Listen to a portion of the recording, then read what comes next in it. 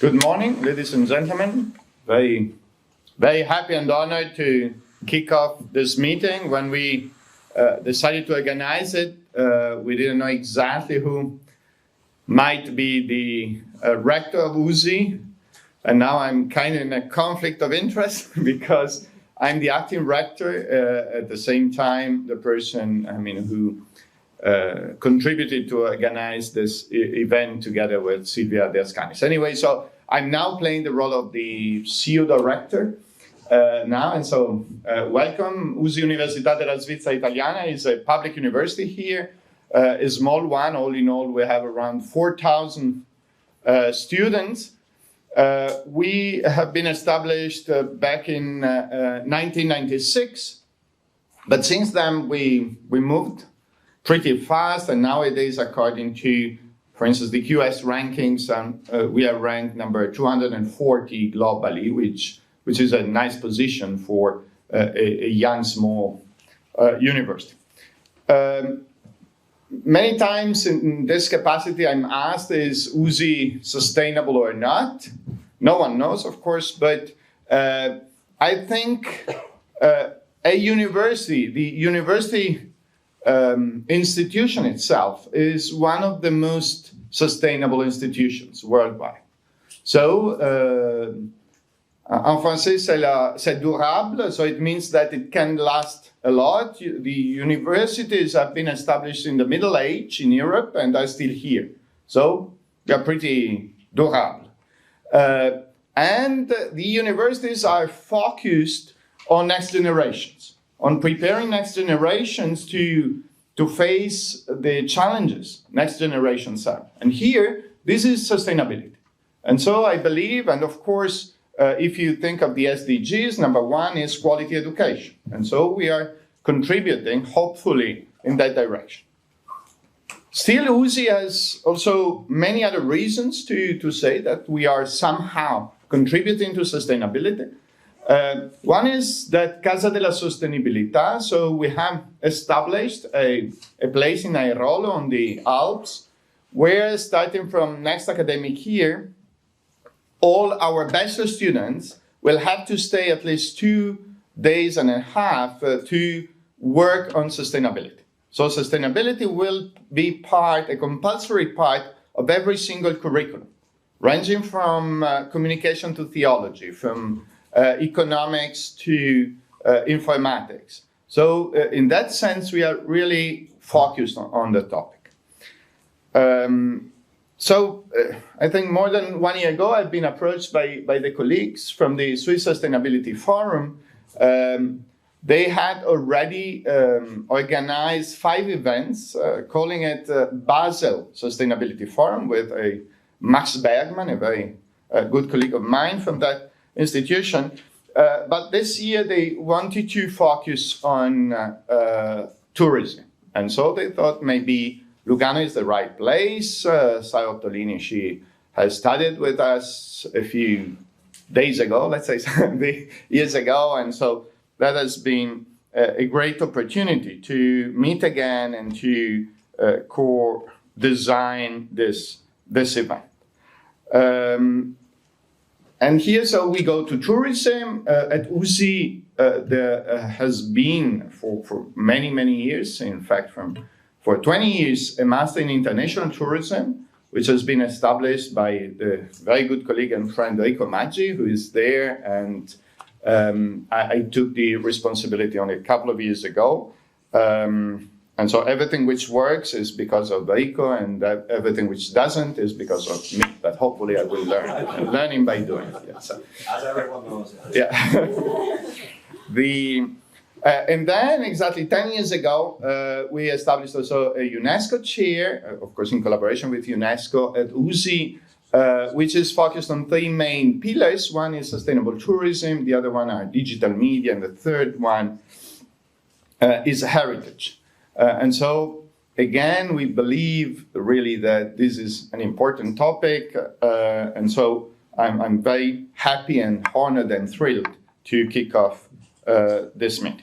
So today we will see sustainability from many, many different perspectives, viewpoints, experiences. And that will offer us, I would say, a 60 degrees view on the topic, which I believe it's important to avoid the kind of just monodimensional or idiosyncratic approaches to the topic. Okay, so that was, even like, I haven't learned to be a rector. I should have spent 10 minutes but in 6 minutes I managed. Okay, sorry for this, but Over Swiss. Yeah, so sorry for being too fast about the university, but in fact I'm really looking forward to learning from our first keynote speaker, Eduardo Santander. So Eduardo is the executive director of the ETC, European Travel Commission. I think we met, quite a number of years ago, and always, all the times I had the opportunity to meet Eduardo, I've learned a lot. So when we thought of inviting someone, Eduardo, together with all the other speakers, thought immediately saying, we need to ask him to help us reflect on the topic. So, Eduardo, if you don't mind, if you can join me here.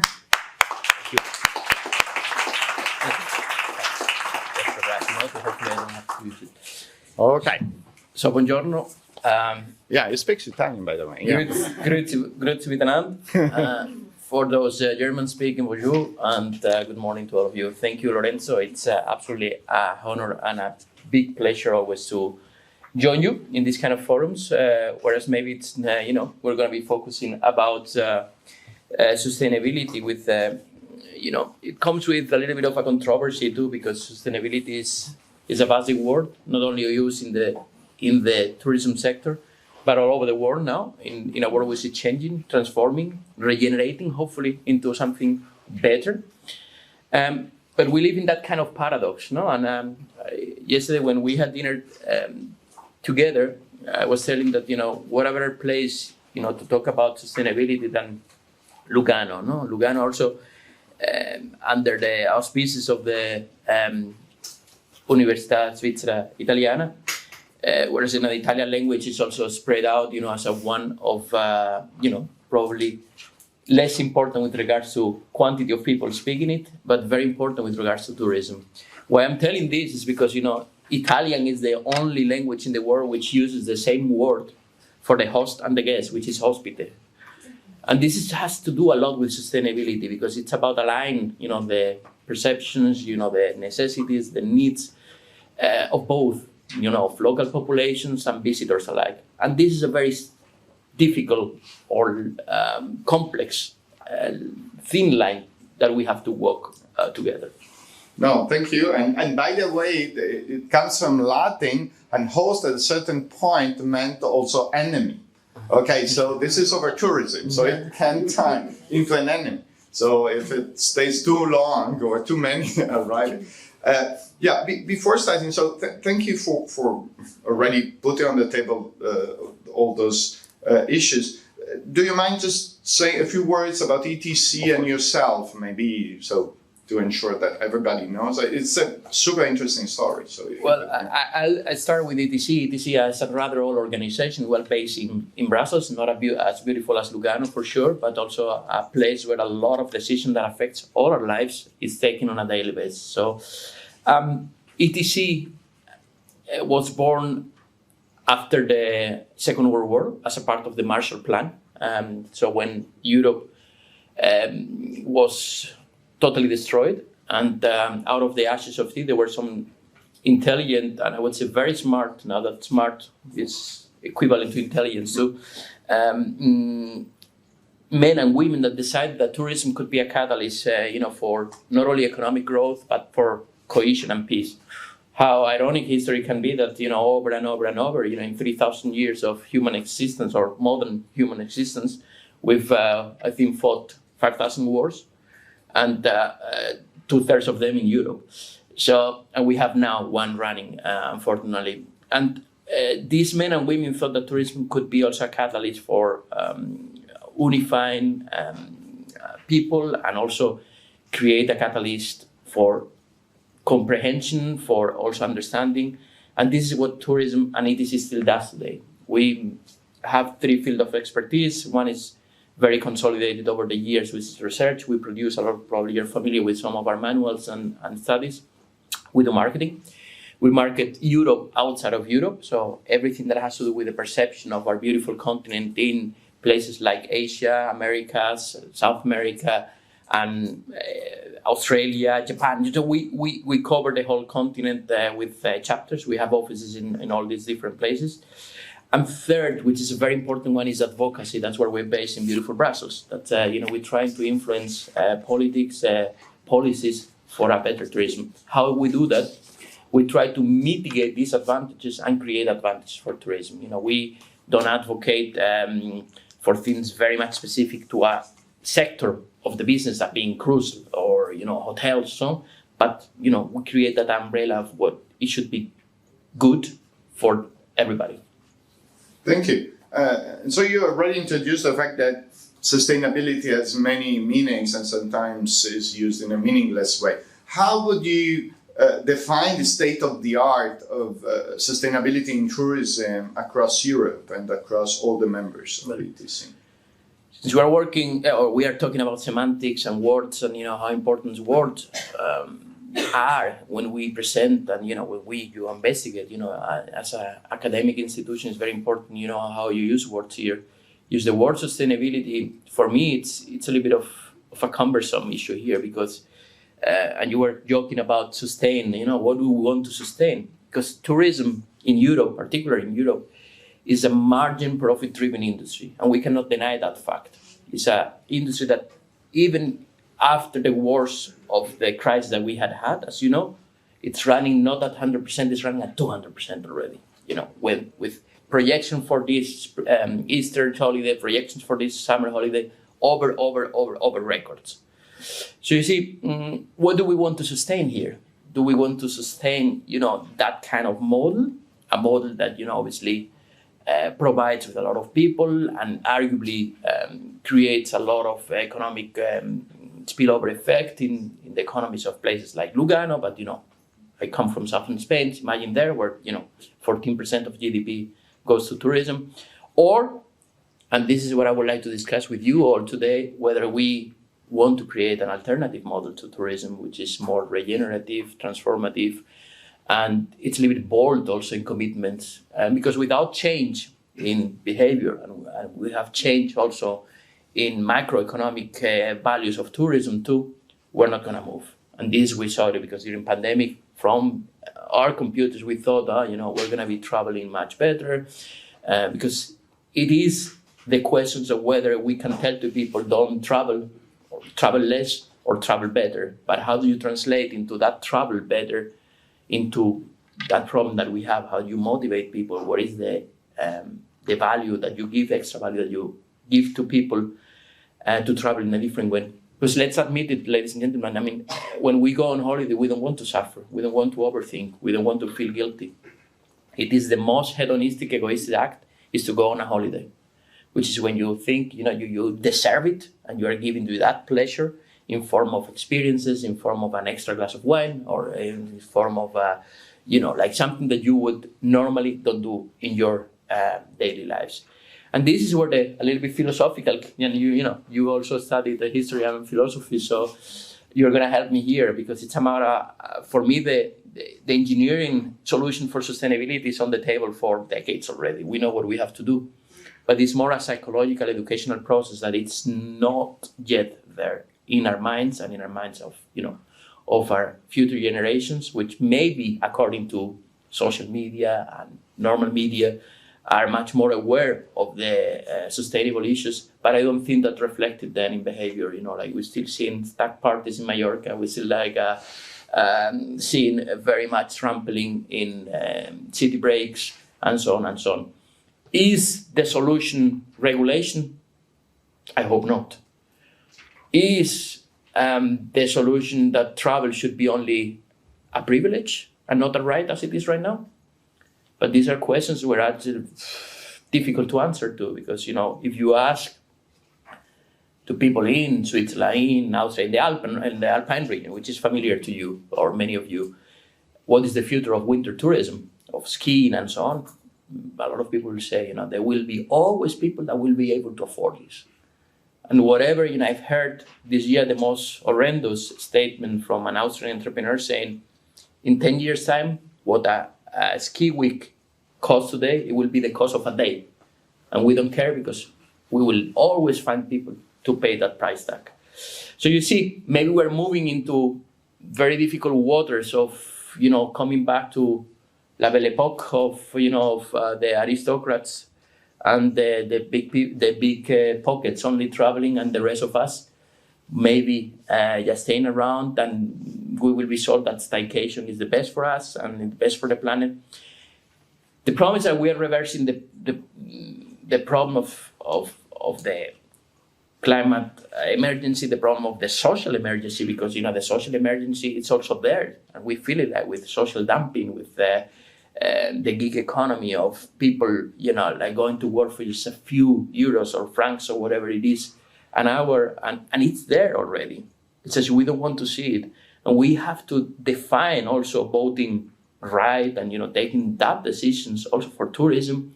What kind of future do we want to give to our children? For me, it's not even about forecasting. That we do a lot. We know how projections, how many Americans are coming, how many Chinese. That's not so important as to shape that future that is coming. And this is what I call, and I'm gonna, like the Germans say, the heiße Kartoffel. No, I give you the hot potato back to you, and say, how can we really also from the academia also create? Because I think education, and everybody here in this room, it's about it's in this business of education or in this field, incredible field, and how can we embed that, in early ages, and also how can we help the industry to transform that business model that is so well functioning that's very difficult to convince. Yes, they will reduce a little of plastic use in the hotels. Yes, they will put like banners about how green, sustainable, and social oriented they are. But the reality is, if you go to the books, nothing is happening, and this is a very true reality that we have to confront. So, my next question could have been, okay, in the balance between greenwashing and really doing something which is meaningful, where is the situation? But apparently you believe that it's most of what we see around is greenwashing. But still, I believe there are many nice steps being taken by individuals, but also by organizations at different levels, possibly also at the national level. So have you seen any interesting moves in a let's say, in the direction of around sustainability, so not or economic, social, cultural, and environmental? I'm a hopeless, optimistic person, so no, I'm maybe I depicted that in a very dark way, but this is the starting point that we have, that we are in a very much confronting interest here. It's mainly it's an economic interest, which arguably we will say, it fits so many people, I cannot stop promoting my destination because, people will not vote me because I have created, so many jobs and so many opportunities, so much growth. But what does it mean to grow today? This is, we'll come, to now I'll come to your questions. But we discussed also over dinner last night that the metrics, and this is something that the academia is, it's very much aware of and studying it and, proposing new metrics. The ways of measuring tourism are wrong. We've been doing that for over 70 years. We're using very numeric, quantitative metrics. That, we all know, how many Chinese are coming, how many, Swedes are coming to Germany or Germans to Spain, and so this is not, but to measure sustainability is a very complex ecosystem because it touches upon so many sectors that are beyond even our imagination, or how are we going to measure the impact of tourism with regards energy consumption, something that it has been very much tangible in the media because of the Russian invasion of war, and now out of the blue, energy became very expensive, and everybody very conscious about what the cost of energy is going to be and what the implications will be for tourism. But there are even other metrics that are even more important. What is the implications of the quintessence of a destination? We always defend at ETC that better places to live are better places to visit. So is that what is the perception of locals, for instance, about tourism? And in that respect, I'm going to answer your question now. there are enough schemes from National Tourism Organization which started also measuring the perception of locals to create new strategies towards tourism. You see the Dutch colleagues not making any kind of motion any longer for some of their destinations like Amsterdam. This is one of the classic examples. You have Flanders with their initiative Travel to Tomorrow, that it's absolutely a triangle between entrepreneurs, locals and visitors alike. They put it in a table regularly. They ask them, how they can cooperate much better. You have Slovenia, for instance, very much focused on environmental issues, and I'm sure Emil will talk about it later. But with the green scheme, in a very much bold and overarching approach to become the greenest destination, but doesn't mean to be greenest. And this is where the tricky part comes, because what we do very bad in tourism is we compare apples with pears, and we think it's right. Arguably, I can say tomorrow Lugano is the most environmental friendly, socially appealing, and best place in the world. Yeah, of course. After Ligonet and Mendesi. And nobody can practically question it. But if tomorrow, anybody else in the room says, I say the same about my hometown, probably they're right too, because they're measuring in a different way. And this is where we can have to come to standards. This is where ETC is doing a lot of research and a lot of trying to standardize, kind of certification scheme, but also ways of measuring. So everybody use the same measuring tape. Because if not, we are just comparing apples with pears, and we will continue to do so. No, I didn't want to throw back the hot potato to you. So to answer, for instance, from the very first class, for instance, in mass international tourism, we stress this dimension of local. So training people in tourism who have a clear focus on locals and not only on the more, the better about travelers. So it's really a matter of finding this, let's say, relationship, like you were saying, Italian hospitality is both the guest and the host. Let me say, because since we're cooking potatoes, I have a recipe here very good for potatoes. And I wrote it over breakfast. Go for that. So, because some people ask me to do this kind of magic recipe that obviously are not existing and are not working everywhere. Because if you are maybe living in Zurich or in, let's say, Vienna, you'll say, yes, okay, let's decarbonize using less the car and combustion, we can move in train, train system is pretty good in Central Europe. What happens if you live in the Canary Islands? Or what if you live in Malta? Or you live in Sicily? Or you live in my hometown is very far in the southwest of Andalusia in Spain. And, to reach that place by train will take you, it's just a question of time and money. This is an axe that we have to define tourists. Tourists is defined by two parameters. It's how much time do you have to go on holiday and how much money you have to spend. And these parameters are now very much stretched because time is becoming very little and money, believe it or not, because of inflation, is becoming very little too. So that pressure is pressurizing us a lot, like destinations with, to cater for people at the same time in the very same moment. We discussed that over dinner last night a little bit. Issues, for instance, as school holidays that happen all over Europe at practically the same time. We have this maniac model from the 19th centuries when the factories used to close down Ferragosto in Italy and so on. But that happened all over Europe, and we had these school holidays happening all the time at the same period. Why don't we, for instance, with right smart policies, artificial intelligence, where we spread out the holidays? Where I come from, I believe, that summer begins already now, more or less, and ends in November. So there's not an excuse that you cannot go to the beach in March or in April. You can, or do different things. But coming back to my ricetta magica. One recipe is, to distribute. So yeah, that's one. Reducing seasonality. One goes back to you as a hot potato, which is certified and monitored scientifically. That's what many destinations are still not doing. They're still using parameters and metrics that are obsolete. You have to go back to your local university and say, help me analyzing tourism flows, tourism perception, energy consumption, water consumption, and so on, and help me find the pointers, because I'm not going to get KPIs like on the street. You have to talk to companies, to very different sectors, and that's where politics can help. Yeah. Second, by the way, we have the O2 and Stefano Scagnolai was around. Where is Stefano? Okay, so that gentleman is doing that business now in university. Very important, very important. Second is cultivate the workforce.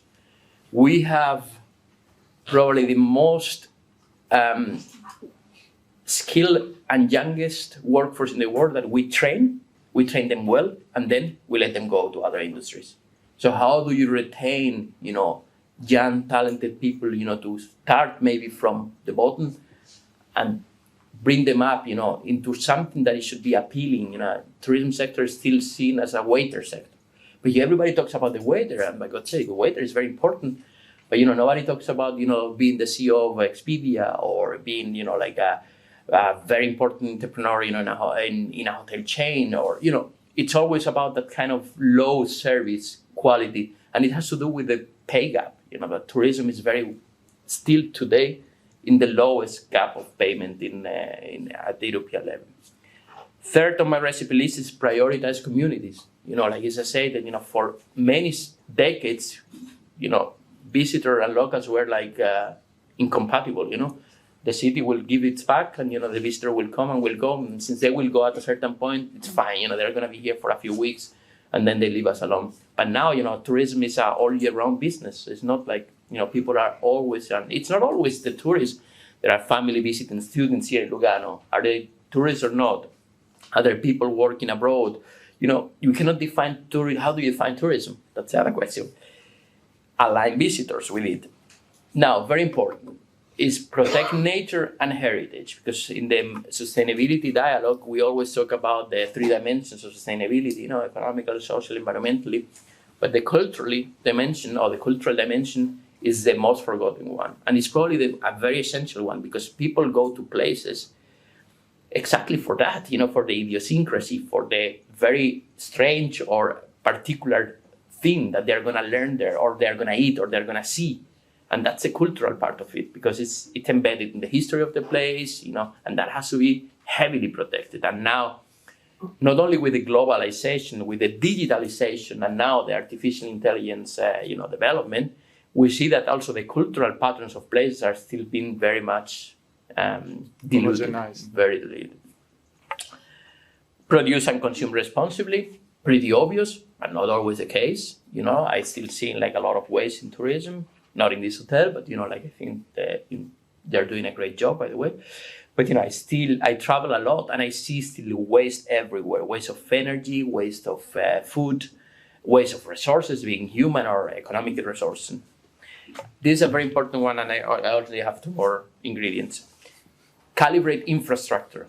Every single destination is at a different stage. You cannot compare France with Slovenia, or Slovenia with Gotland, or Gotland with Hania in creating, or everybody has its own metrics and should have also their own calibration of infrastructure. Sometimes we tend to think, an airport is going to solve all my problems, or a big hotel chain coming into my place, which is not the case. It's where, all the badly called or so-called sharing economy, which is not much to be shared, but and the sharing economy also played that role of permitting some places to develop a certain degree of tourism without creating extra infrastructure. This is for me the most difficult ingredient now. Is the most difficult to find is govern effectively, the governance of places. It is a paradox that in Europe particularly, the mayor of a locality has more power sometimes than the commissioner in Brussels in charge of tourism. Because of the political structures that we have created in Europe and the subsidiarity principle, that there's responsibilities or for tourism are given sometimes, to a very local level. We have a layer after layer after layer after layer of complexity here. And you say, okay, for instance, the dialogue with Airbnb and the, Airbnb alike, say, whatever happens in Barcelona is not even the same, like in Madrid, in the same country, or in Seville, just in the same more or less geography and cultural landscape. Not the same in San Francisco, not the same in Lugano, and so on. So how can we also, through policy and governance, create a level playing field, which is not now? Because what we are creating now, it's competitive advantages in some places and competitive disadvantages in others. And we need smart politicians here to understand that you are not competing, you are competing with yourself and with your neighbor regions, but you are also competing with other places in the world. We talk about Europe, we are now starting competing intercontinental. So that you see with the after reopening last year, see that other places have been much more assertive and saying, let's open, let's, visa policies, everything that has to be done with connectivity, air connectivity. Please don't forget, and this is another uncomfortable truth with regard to sustainability, European tourism runs on aviation badly. So everybody, to have the numbers that we have and the amount of income that is coming for tourism, we still have to fly. So that kind of dialogue against aviation, it's not going to work out because there's not enough trains to put all the people that are flying today in the air on the ground. There's no capacity, there's not enough train, there's not even infrastructure to do so. Obviously, this is an educational process and it will take its time. And, Switzerland obviously is it's an island of wealth, but also, of infrastructure, governance, but we cannot compare that with, other regions like I was mentioning southern Italy or, even Finland or Inger was mentioning that it's tough also in Sweden, to get around in a properly manner. And the last ingredient, it's embed resilience, which is, we've been over and over, we live in this festival of crisis, as I call it, we are just so used to that, to put the news that something wrong happening tomorrow, one more, it's okay. So how are we going to deal with that kind of permanent sense of having to adapt to socio-economical changes? And again, I go back maybe to summarize a little bit what I'm saying. What do we want to sustain? The old model, or do we want to assertively create something better? Better for a better generation, better for the environment, better, for a more equal, cohesive society. And this is going to have a cost of adaptation, a cost of, understanding. And definitely education is going to be the common denominator. Thank you. 2 further questions. So one, the goal of ETC is promoting Europe outside of Europe, and then every single member state will fight to attract tourists. If you benchmark or compare what's happening in Europe against what's happening in other continents, how would you position Europe in the system vis-a-vis sustainable tourism? Yeah, when we actually say that Europe is the first destination worldwide, because we receive, I think, 500 million would be visitors a year. 85%, by the way, are Europeans traveling in Europe, not only from far away. We have to ask ourselves whether we want to be the first or the best, because it's a different question. And if we compare ourselves with Asian destinations, for instance, that are pretty much doing well, and obviously with the reopening of China, they have their main source of market activating pretty quick and with a big anxiety to get out of the country, and the same that we had back in 2021. So we wanted to travel again. Imagine that mass. But I'd still say, and I will put the hand in the fire where the potatoes are being cooked, that Europe is still by far the most competitive destination worldwide because of our history, because we have learned also of a lot of our problems and a lot of our conflict because of our infrastructure and because of our governance. We have a lot of problems, but we are pretty good in putting solutions on the table. My big fear, Lorenzo, and everybody in the room, is whether we are going to a more regulated ecosystem that I say people will put caps at a certain point, like the smoking ban years ago, you can't. It's like during pandemic, at a certain point we couldn't travel, you couldn't move, or we should still, being very much proactive in making changes so that will allow us to move freely. And that's one of the pillars of Europe, is the free mobility. That's not only the pillar of the European Union, but the Schengen area, that's the biggest competitive advantage of the European Union is is the free mobility of, not only, by the way, for leisure purposes, but for studying, for working. So this is so idiosyncratic to this part of the world. And this is not going to change unless we can let it go in a way that it's nothing. So to your question, I don't think Europe is going to lose its competitiveness, but it's true that other people are not sleeping it. And, I was mentioning Southeast Asia, but the Americas are very aggressive when it comes to reopening. America was the first one up. All airlines in America reassumed their flight routes very quick. We're still struggling with so many places. To give you a concrete example, for me to come to Lugano was a struggle, and I was talking to Stefano before. Last time we met in Lugano, I think 2 years ago, and it was pretty easy. There was a lot of alternatives to come, Malpensa, Linate, or Zurich. Yesterday, I only had 2 possibilities to come on time to be here today. You see, everything is coming a little bit. Remember the X, time, money, because that's going to be more present in our minds. Or I talked over the dinner last night that I went on a ski holiday with my family recently, and I felt that the time, money, actually compressed a lot. The possibilities, the prices were very much higher as I thought they were going to be. So our travel budget exploded out of the blue. But what are you going to do? And you overstretch yourself, but the time is still very reduced. That's what we have. We need it. The children need to be in the nature. Blah blah blah blah blah. So you see, this is going to be the question of the future. Is travel going to be a right or a privilege? And this worries me a lot because I see patterns of escalating of prices, and people still have some savings from COVID, 2 years still have like a thing, but that will end. And inflation is very much tangible.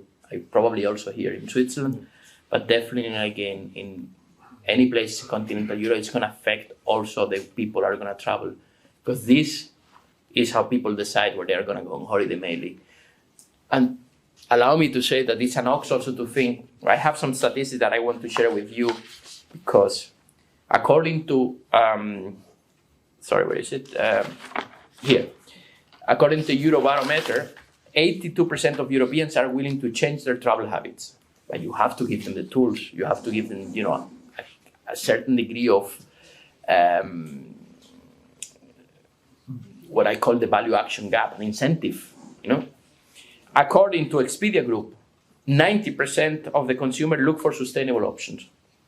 According to Booking.com, over 4 in 5 travelers, 81% confirm that sustainable travel is important to them.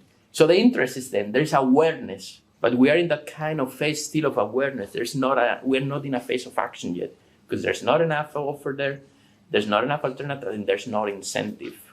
And again, we're not gonna solve the problem just not using 2 towels or removing a few plastic cups in the hotel. That's part of, arguably it's important, but that's very much PR driven rather than fact driven. Yeah, that was my next and last question. So yesterday we had a seminar discussing about willingness to travel. If you do surveys, many times people answer, yeah, sustainability is my number one stuff. Because social desirability. So now one would say, no, I don't want to be sustainable at all. So, but then when people travel, they apparently kind of forget all those elements. So, in your understanding, when people from outside of Europe take decisions about traveling to Europe, does sustainability or perceived sustainability play any role or not? Listen, people buy what is on the shelf, and now. Today, what is on the shelf is what it was pre-pandemic there. There are cruises for $5.99 for 10 days in the Mediterranean. You can buy that today on your phone. Is that a sustainable practice? Probably not. Obviously, you can also go to beautiful Slovenia and get in a very incredible glamping site where you will only eat sustainable products. But, like Emil was sharing with me, that because of the infrastructure of Slovenia, in peak times they have to import food for the country because they don't produce enough for the people for the Slovenian and for the visitors alike. So you see, there is that component to that. Importing food also has CO2 footprint. And we need also to be honest to ourselves about this, and we are not going to change this overnight. And this is a problem that it's multi-sectorial. It has to do with a lot of dialogue. You have to talk to people a lot, and this is the convincing part. But the final consumer will take from what is from the shelf, and it's on the shelf. You have 3 shelves. It's like in the supermarket. The products that pay the most to be there are on your eye side, right? And there are probably studies on that. And the ones that are not so, famous or popular, they don't have enough marketing money, are on the bottom shelf. And now what we have is the sustainable products are not only in the bottom shelf, but behind another product. So to find them is practically difficult. And then what, they offer alternative like offset. Offset is like asking someone to quit smoking for you that doesn't work, offsetting. You think that the net zero equation is also like questionable. We know what we have to do from an engineering point of view. Do we want from the tourism sector to be the change we want to be, like Gandhi will say, or do we want to go with the flow? And someone will tell us in the next years, guys, 3 times a year you can take a plane, good, or this is the mileage you're gonna fly, or you can only stay around, in your radius of, 300 kilometers and so on and so on.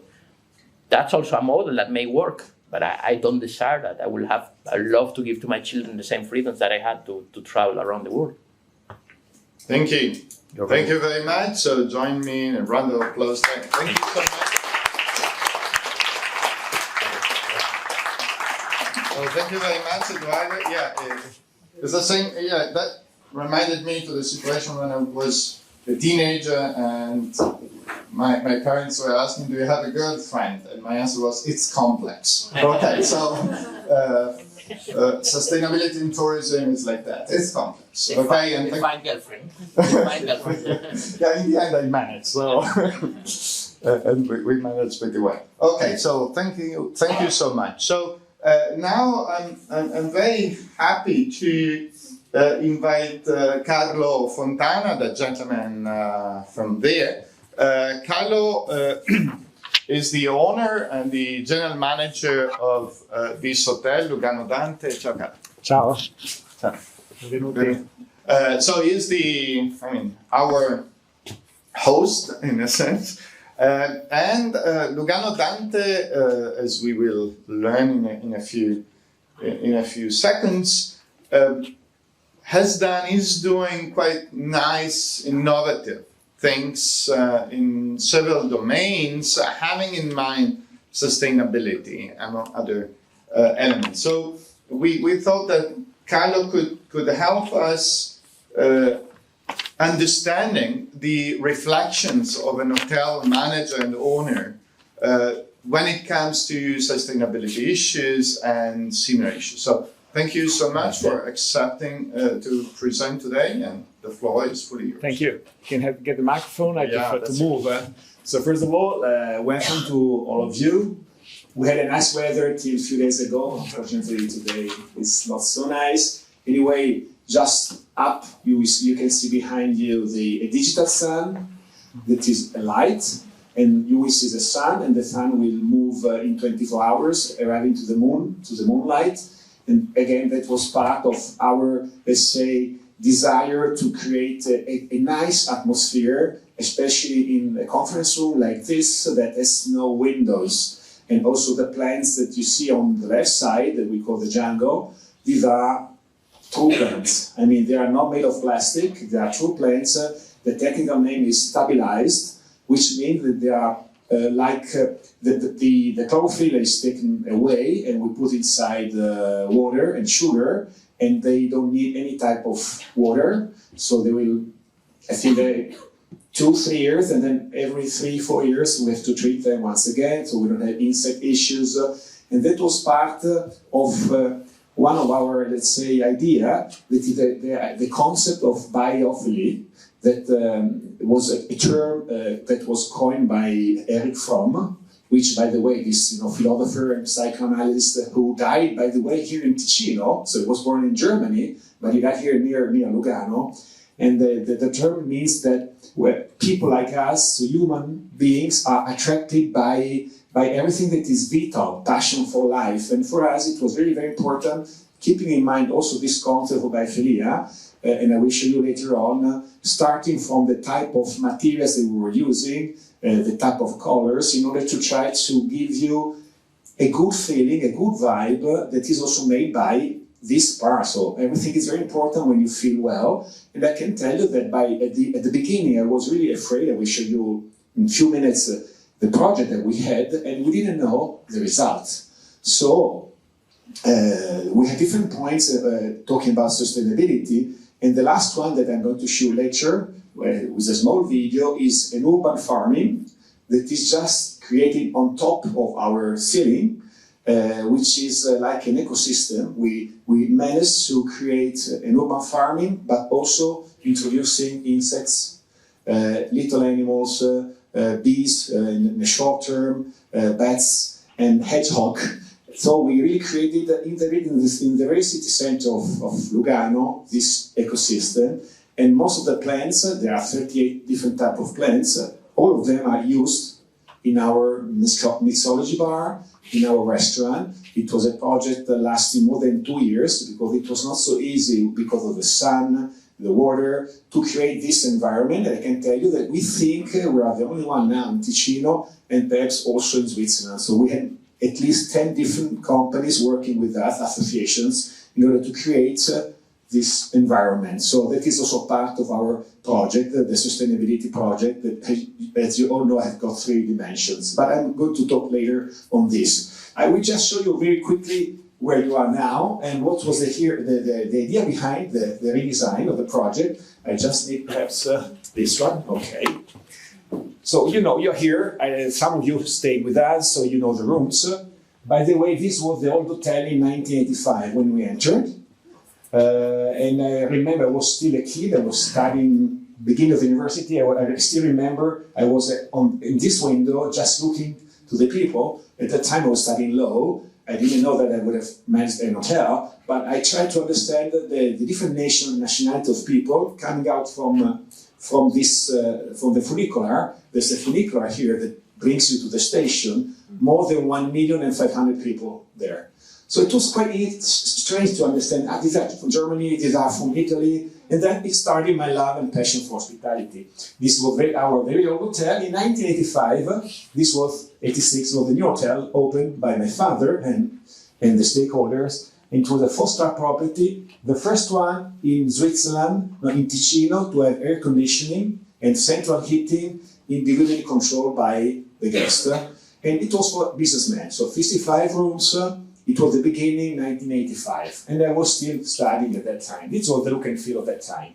Then, year by year, when I entered, this was the last style, and this is the conference room where you are here now. So this is the lobby. These were the rooms that were till 2020. So an English style, classic style, full of carpets.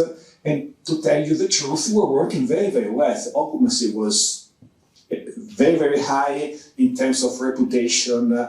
We are still today #1 on TripAdvisor, between the first one in Switzerland. So we really look after the type of service. But at that time, I understood that we had to do something, because I started to think about the future, and it was the best moment to start to think about an important innovation plan that what you see today is a huge, huge, huge investment of many, many millions. And the question is, why did you decide to do that?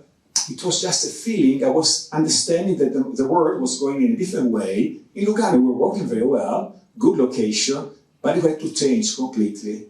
The feeling, the concept, and the fear was, are we going to lose our repeat customers? Perhaps we lost some of them, and I tell you, we sent 20,000 emails with rendering of the rooms in order to understand the likes or dislikes. And then we started with our project. The most important thing was, tell me when I have still 5 minutes, 10 minutes. Well, shall I keep the name? how many minutes? 8 minutes and 30. Just still keep the name or not? Some of our marketeers will say, change the name. I didn't want to change the name, so we kept Lugano Dante together. Hotel has gone away, because we are not only an hotel, we are a place to stay where you can enter for the locals, eat, drink, do whatever you like with the rooms that are on the top floors, but hotel has gone away. And then we've completely changed the look and feel of the logo, and we went to LD. So that was very important, because changing for us the flag was very, difficult. We wanted to keep the tradition, hospitality. We had to break for the past, and then we still had to keep our sense of hospitality that is made by people. So tradition with innovation. We wanted to cater to business and leisure guests. We couldn't decide who was who. And at the end, we had to keep something from the past, and then try to look for modernity, the new trends, whatever. So we decided to look into different examples all over the world. So we didn't say, we are in Lugano, just go to New York, to London, to whatever. So our interior designer looked for many different, that is in Warsaw, in Athens, whatever. And we have seen that some plans were already there, for example. We look at these different type of examples, and then we took a very important decisions. We want to open a place where what you are going to drink or to eat will be 98% Swiss, either from Ticino or from Switzerland. Especially in our mixology bar, everything that you are going to drink today is created by us. So we have a mixologist that creates all the drinks. Everything is created by us using Swiss alcohol, and the plants are either taken from our, uva farming or from the rest of the world. That is at 2%. And there the idea was just think about the economical part, the environmental part. So that was part of our project to give good flavors that we know what we are going to give you. And if you see, when we've seen this, I say, wow, this is very important. Also the green part in order to create a good, nice environment. So that was taken into consideration. And also in our rooms today, for example, we have small plants that help you with oxygen. And there are other different things that we did in order to try to be more sustainable that I'm going to tell you in a few minutes. The colors of different seasons, these are the material that we decided to choose. And that was the rendering that we sent to our guests before arrival, before the renovation plans, in order to understand, do you like it or not? And the 82% said, okay, it's good. These were the rendering, and then this is a place that you really see on the right side when you enter. This is on your left now. The ceiling that comes from Los Angeles, by the way, the first digital sun in Europe. This was 2 years ago. And then we did the same for the rooms. So the rendering, whatever. And it was, the works. It has been a huge working time. In theory, we should have finished. You can show the video. In theory, the project had to last 3 months, whereas everybody was saying not less than 9 months. And we managed to do it in 3 months, but unfortunately, we had the COVID. So the COVID stopped us for more than 2 months. So we had to open in March 2020, and we opened in July 2020. So, and that, I know before, just so for a while, I'm finished, just to think about sustainability in a project like ours, to tell you the truth, it's made by different steps, small things that you cannot do everything at the beginning. So just think about the rooms. We use the toilet paper is recycled. The notepads that we still have are going away because we waste a lot of paper. So if you really need a notepad, we'll leave you just a piece of paper, then we are going to deliver it to you. The soaps are paraben-free soap. Also, all the glasses are recyclable glasses. We have a building automation system that can control the room temperature, whatever. But when you're talking with the tourists and with the guests, it is not so easy. Because everybody thinks to be sustainable, But what has happened to us not more than two weeks ago, that we had at least 15 complaints to manage. It was on Saturday, it was really very hot. We had 21 degrees. So it was hot, it was warm, and the rooms were warm. We didn't have air conditioning switched on. Everybody was complaining. We said, by the way, we're in the middle of March, so we cannot really switch on the air conditioning, also because of the rules that the Swiss government says. They didn't want to care about that. They wanted money back. So we are talking about sustainability, and what is energy? But then again, when you're talking with guests, it is easy to say, we are all for, but when you have to do something, and we tried on one floor to have the temperature 2 degrees less. The complaints were, they could also, when they enter into the room, they could say 22, 24, but when they enter into the room, it was a little much colder. We didn't want it. So somehow, when you think about the project, I'm going to show you our video, and this video is the video summarizing our urban farming, the concept that is behind. And today is raining, but by the way, if you would like to see this urban farming, I don't know if or tomorrow, I show you the video. We can switch off the lights. It's a 1 minute video, but perhaps you understand better what is behind the project of this urban farming that leads all our philosophy of well-being.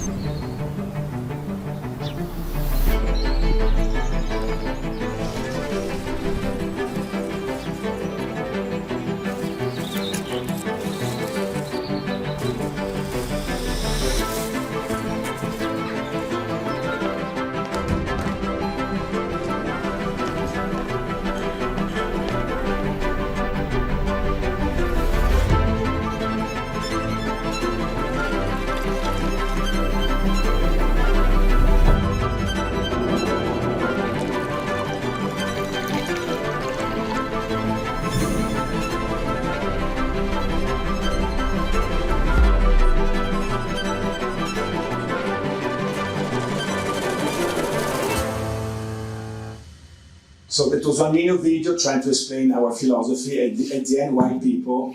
Because people, we are there. So we have a lot of technology, but without the passion of people, there's nothing that can really work. So we are human to humans. I believe in technology, but not instead of people. So that was just, it is also on YouTube, so we can share the link. If you can also share it, I would be very grateful because you help us to deliver our promise. Grazie. Thank you.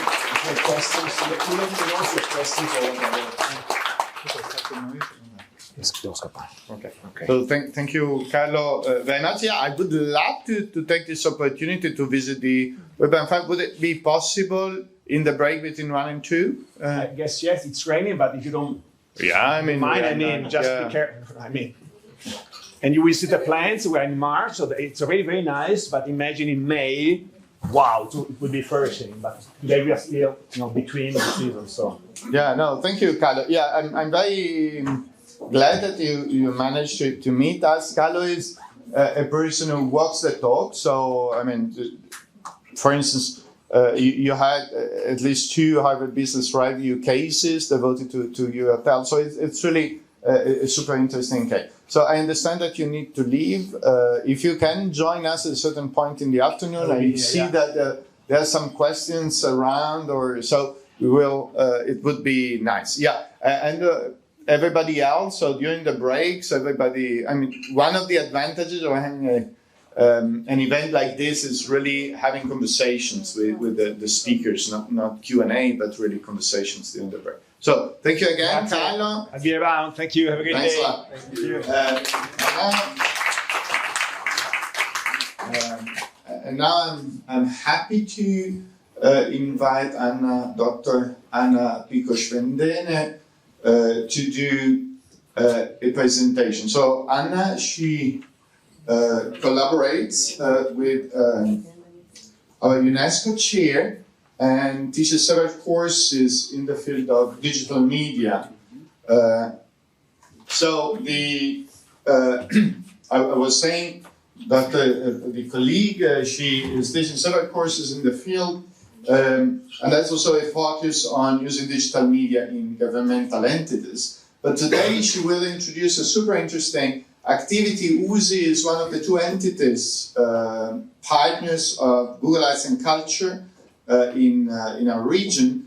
And she has developed with several people you will mention, some of them are here, and I'm very happy that they're here, 3 digital exhibitions, and so which have a lot to do and to say in the field of sustainability and tourism. So the floor is yours, so when it's 5 minutes to stop, I will inform you. Grazie mille. Thank you very much.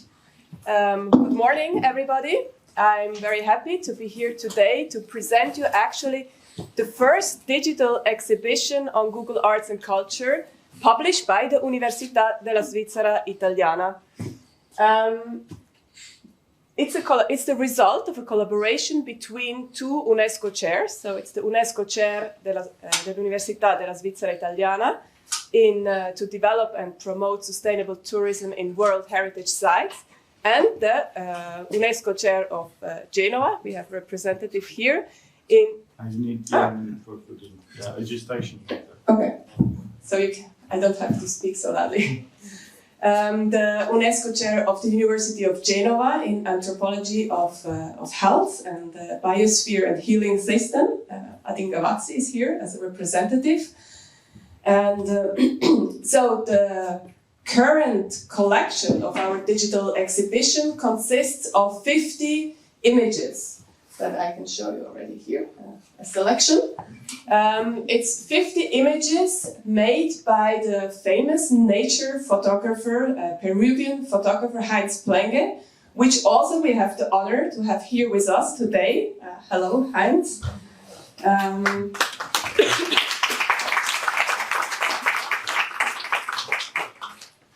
So the goal was actually with these images to valorize and promote cultural and natural, so cultural both tangible and intangible heritage through the strengths and the power of the photographer's really extraordinary images.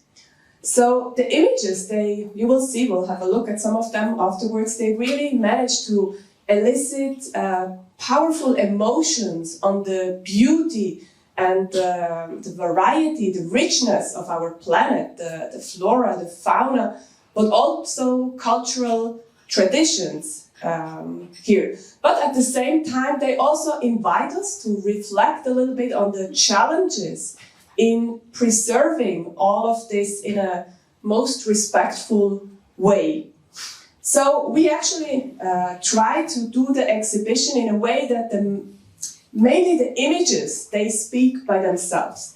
Still, we provide some descriptions, we provide a title to allow to contextualize them a little bit, to give some background information on each image to understand a little bit better what it is about and how it can contribute to sustainability as well. But now, before really diving into the exhibition and showing you a little bit more how it looks like, maybe a few words about our photographer. So Heinz Plenge, he actually took part during the last 5 decades at more than 100 expeditions, mainly in Peru, but also at a worldwide level, to capture the various facets of cultural and natural heritage.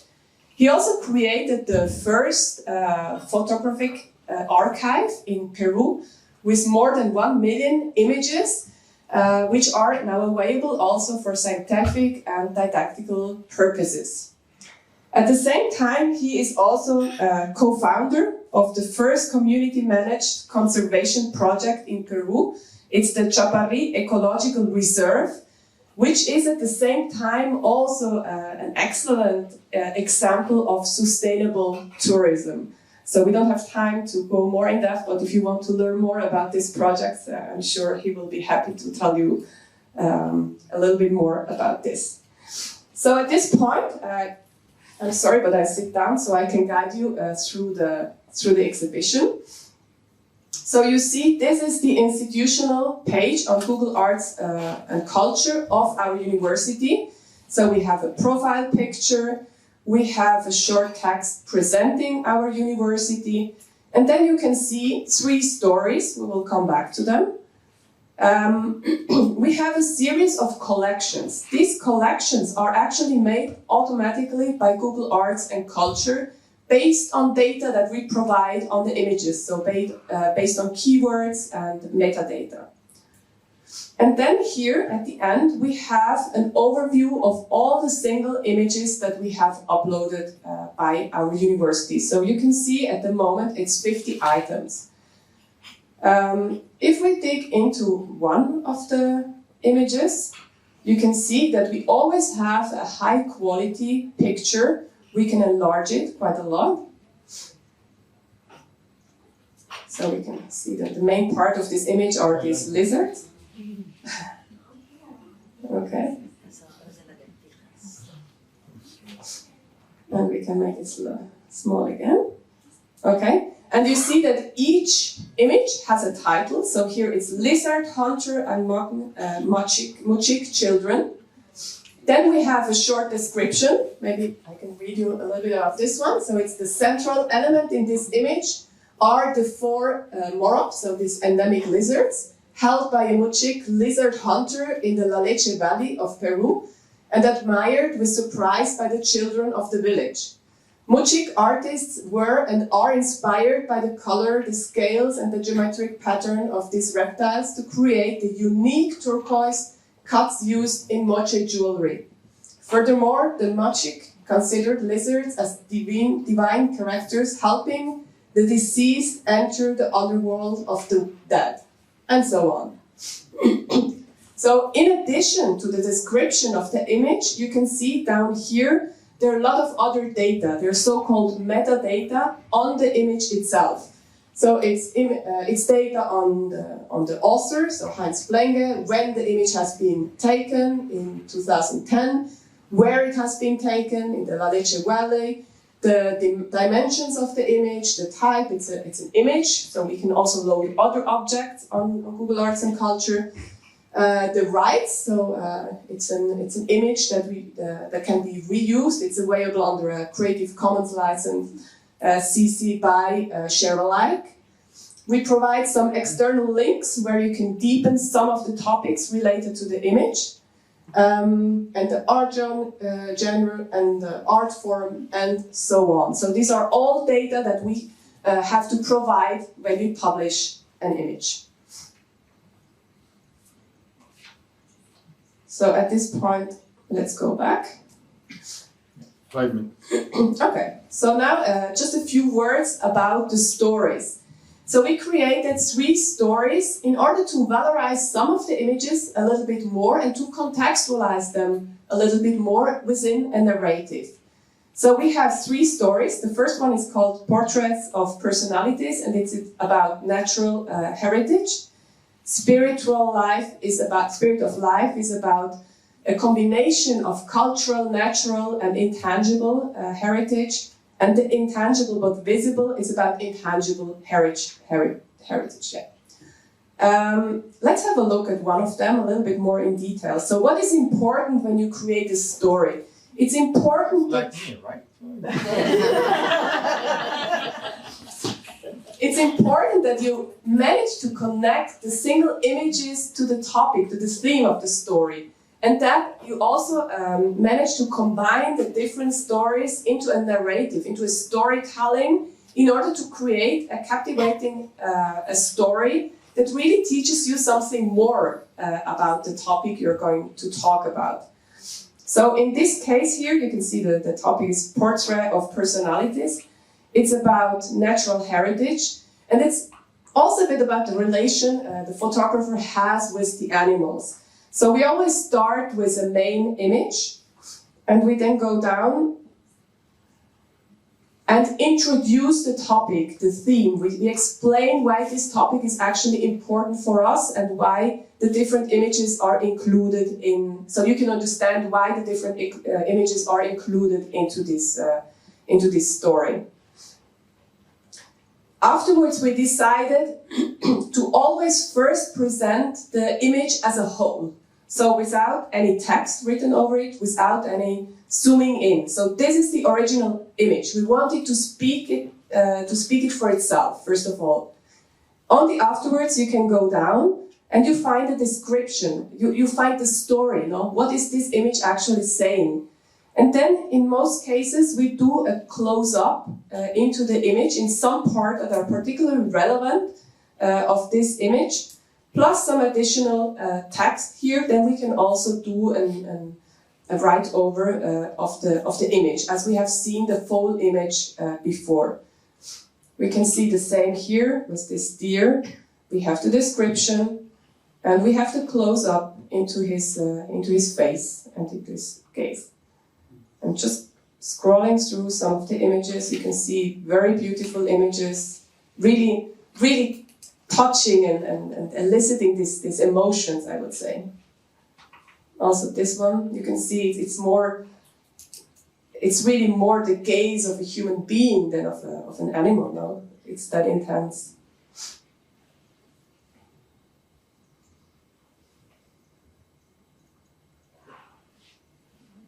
Okay, I'm just scrolling to the last one. So this is the spectacle bears that you can actually find in this conservation area in Chapari. It's they are the only living species of bear native to South America and follow mainly a vegetarian diet. And here you can really see that this attitude, how this small bear is looking at the mother, really has nearly something human inside their gaze as well. And this one is the story of a jaguar. Maybe this one I will read to you, and with this we can then close. So Heinz Blenke was canoeing inside the Manu National Park with a group of people when suddenly a jaguar appeared and just for a fraction of a second turned his head and looked right into the eyes and the lens of the photographer. The distance between the canoe and the animal was less than 10 meters, less than what a jaguar needs to attack and to kill. So you can see this intense gaze here. So the intensity and the surprise of the animal's gaze depicts the instant before deciding what to do. And after the shot, the jaguar left into the forest. So everything went well. So for the other stories, I leave it to you. I invite you to go and have a look at our digital exhibition. And now, just to close, also to say, stay tuned, because more is following. We are currently working on, let's see if it's coming, Yeah. okay? Yes, yeah. We are currently working on a new digital exhibition with our colleague Oliver Eick and the Carl Schmid Foundation in Switzerland, and it is to valorize this artist. It's a Swiss artist called Carl Schmid, which is not very well known, but he did really beautiful and very interesting pieces of work where you can just see a selection of this. And I would say in the next months we will publish a new exhibition with his works as well. So thank you very much.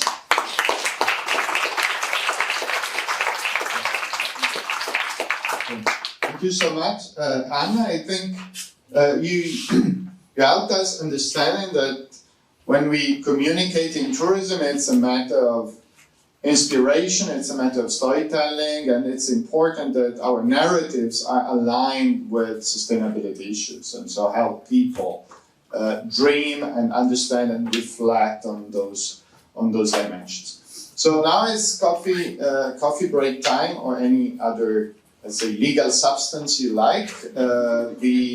And so let's meet in 15 minutes, so 11:30. Silvia Diascanis will lead the next session. As you might have seen, end of the next session will be around a half an hour for Q&A and discussion, so we might invite also the previous presenters to be part of the conversation. So thank you and enjoy the break.